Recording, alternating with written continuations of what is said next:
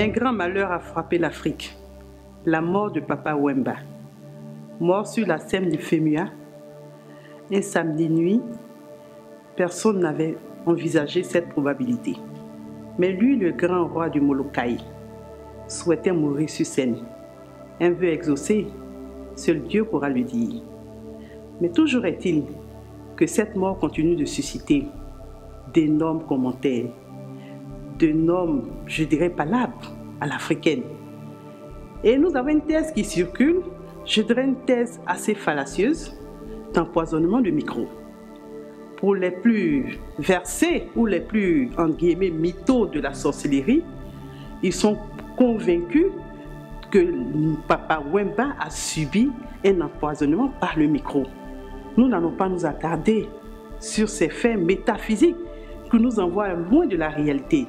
Nous voulons du concret. Et pour cela, il est simple de se poser des questions qui pourront nous amener à comprendre cette mort. Venons-en aux grandes interrogations. Après 9 ans d'édition, est-ce que le FEMIA avait en sa possession tout le dispositif médical nécessaire pour secourir un tel malaise? Est-ce que le FEMIA avait en sa possession ce fameux défibrillateur qui fait jaser tant la toile dans son équipe médicale? Voilà une question essentielle aujourd'hui qui revient et que nous posons également aux organisations du FEMIA afin de comprendre ce qui s'est passé au plan médical. Mais au-delà de cela, dirigeons-nous vers le manager qui est également l'agent qui est un proche de tout le temps de Papa Wemba. Alors, est-ce que ce dernier peut répondre de la santé médicale correcte de Papa Wemba après une telle tournée avec un vieil homme de 67 ans? Est-ce que sa santé permettait une durée aussi longue de tournée avec un cœur qui est dit défaillant? La rumeur avait circulé sur son cœur défaillant.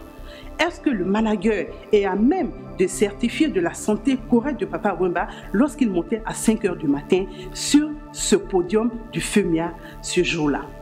Voilà les questions essentielles qu'il faudrait se poser. Jusqu'à quand Maman Amazon va continuer à percevoir les royalties de son défunt époux, mais également les œuvres humaines de Papa Wemba qui continuent à arriver?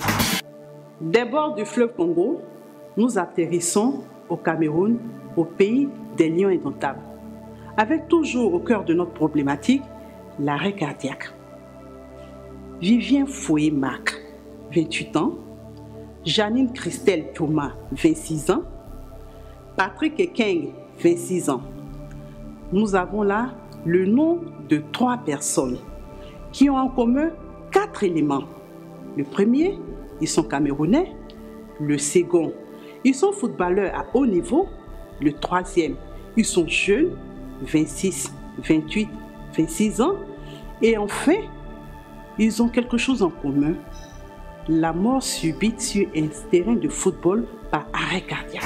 La mort de 6 jeunes personnes sur des stades de football nous amène une foule d'interrogations à laquelle nous allons nous intéresser. Alors, est-ce que des sportifs n'abuseraient pas d'anabolisants pour augmenter la masse musculaire aussi rapidement? La seconde interrogation est celle-ci. Est-ce qu'il existerait des personnes dont le cœur ne pourrait pas supporter la compétition à un niveau aussi élevé? Ce sont des interrogations qui nous parviennent comme ça et que nous vous soumettons afin que chacun puisse explorer ces pistes-là, loin de sorcellerie, souvent engagée dans ce genre de décès. Nous terminons par cette remarque.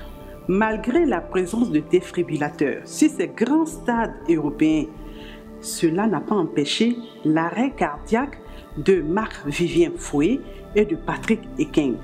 Allons-y donc chercher la cause du décès de ces jeunes personnes ailleurs.